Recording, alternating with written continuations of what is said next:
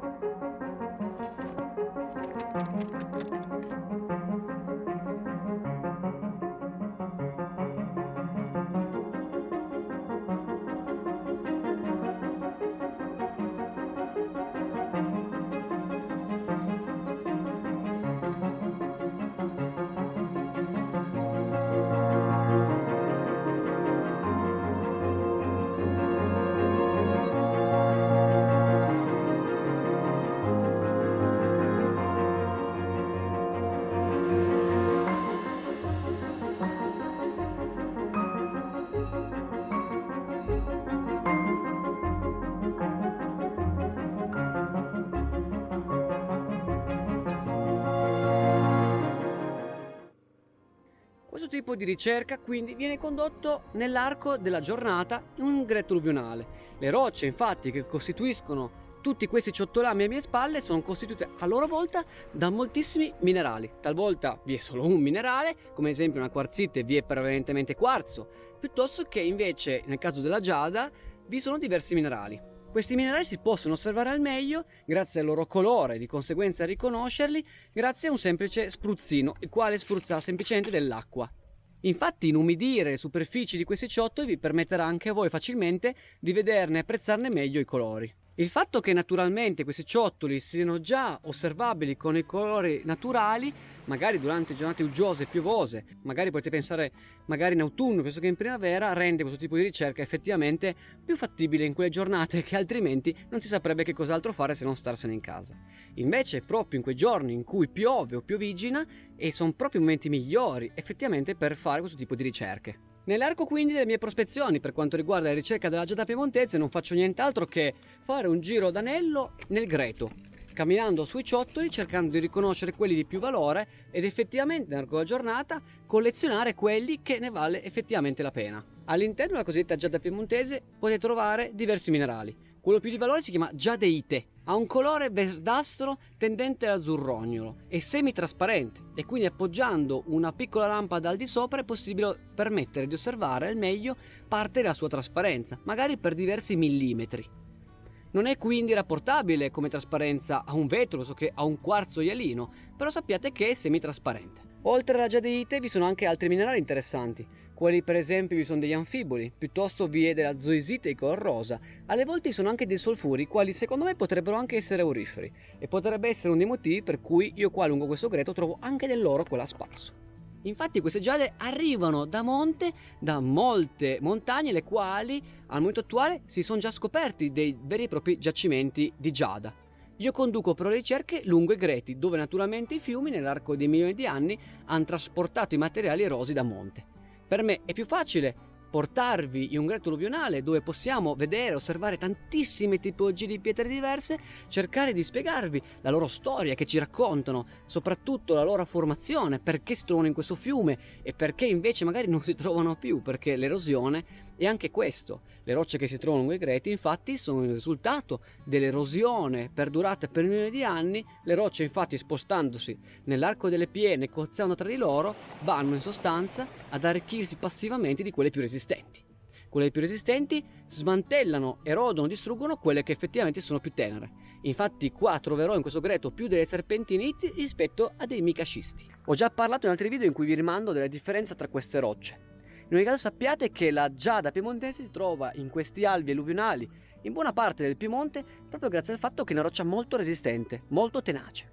Potete osservare che questo greto in questo momento non contiene acqua. Siamo quindi in un momento di estrema siccità e soprattutto mi sono portato questo piccolo e semplice strumentino per riuscire a osservare al meglio i colori. In ogni caso questa ricerca è una ricerca stagionale. Adesso però passiamo a lavorare una porzione di giada piemontese. Voglio farvi vedere le potenzialità di questa risorsa.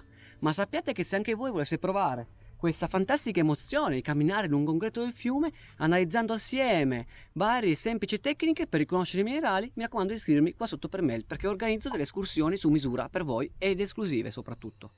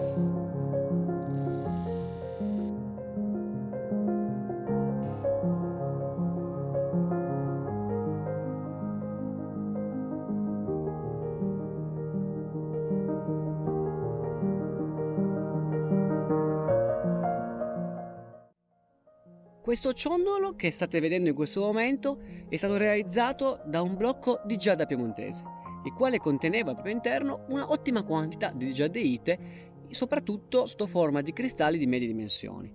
L'ottica è sempre quella di riuscire a ottenere il pezzo con colori diciamo più intensi, in questo caso sul cromatismo verdognolo, e soprattutto con meno difetti possibile. Alcuni difetti potrebbero essere ad esempio le fratture, piuttosto che eventuali zonature di colore non molto soggettivamente estetico. Quindi magari dal vostro punto di vista non vi potrebbe piacere quella tipologia di colore, magari un verde slavato. Infatti dovete pensare che tra tutti questi ciottoli alle volte si trova qualcosa effettivamente di valore, il quale una volta lavorato solo in parte potrebbe effettivamente costituire il vostro gioiello preferito. Ragazzi, mi raccomando di iscrivervi al mio canale YouTube nel momento in cui foste interessati a questi e altri video.